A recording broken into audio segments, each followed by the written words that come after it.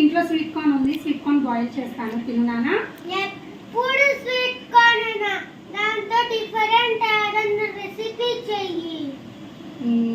Okay, tandoori corn చేద్దాం. Okay పా, let's start. చేసుకుందాం పా. పదా చేసుకుందాం ఇంకా. Okay, let's start tandoori sweet corn. అందుకోసం మనం స్టవ్ మీద ఒక బౌల్ పెట్టేసుకొని వాటర్ వేసుకోవాలండి. ఆ వాటర్ రోలింగ్ బాయిలింగ్ అవుతున్నప్పుడు మనం స్వీట్ కార్న్ వేసేసుకోవాలి. ఈ sweet corn 8 to 10 minutes boil అయితే సరిపోతుంది. అంత లోపల మనము ఒక కప్పులో గట్టి పెరుగు వేసుకోవాలి. అందులోకి టేస్ట్కి తగినంత కారము, ఉప్పు, ధనియా పౌడరు, జీరా పౌడరు, లైట్గా గరం మసాలా వేస్తున్నానండి. దీనికి పెరుగు గట్టిగానే ఉండాలి. మన పెరుగు కొంచెం గట్టిగా లేదు అనుకుంటే గిన మనం టీ స్టెయిన్ చేసే స్టెయినర్ ఉంటుంది కదా, దాంట్లో వేసి ఒక 20 minutes, హాఫ్ అన్ అవర్ అట్లా ఉంచేసామంటే వాటర్, ఎక్సెస్ వాటర్ అలా వెళ్ళిపోయి పెరుగు గట్టిగా అవుతుందన్నమాట. ఇప్పుడు ఇవి బాయిల్ అయ్యాయేమో చూద్దాము. బాయిల్ అయ్యాయి, మనకు కుక్ అయిపోయాయి. దీనిని పక్కకు తీసుకుంటున్నాను. ఇప్పుడు మనం ముందుగా రెడీ చేసి పెట్టుకున్న పెరుగు పేస్ట్ ఉంది కదా, అది దీనికి ఈవెన్గా స్ప్రెడ్ చేస్తూ అప్లై చేసుకోవాలి.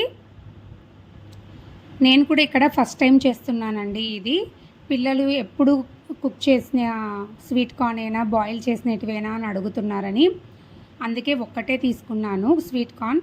బట్ టేస్ట్ మాత్రం సూపర్గా వచ్చింది. ఖచ్చితంగా ట్రై చేయవలసిన రెసిపీ, చాలా బాగుంది టేస్ట్. ఇలా నీట్గా మొత్తం అప్లై చేసేసుకోవాలి. ఇలా అప్లై చేసుకున్న తర్వాత మన దగ్గర పుల్కా ప్యాన్ ఉంటే పుల్కా ప్యాన్ మీద పెట్టి మనము దీన్ని ఫ్రై చేసుకోవచ్చు.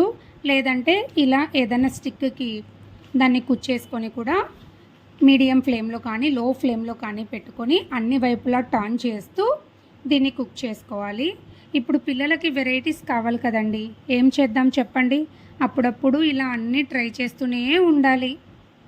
బయట ఫుడ్ ఎక్కువ పెట్టలేం కదా స్నాక్స్గా. ఇలా ఈవినింగ్ స్నాక్స్కి చాలా బాగుంటుంది. అట్ లాస్ట్ లైట్గా నిమ్మకాయ పూసేసుకొని తింటే చాలా టేస్టీగా ఉందండి. మీరు కూడా ట్రై చేసేయండి. Shanmukha, tandoori corn is ready.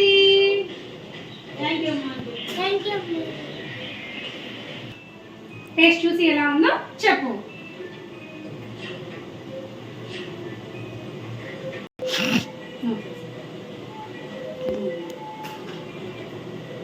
Super. I can taste it.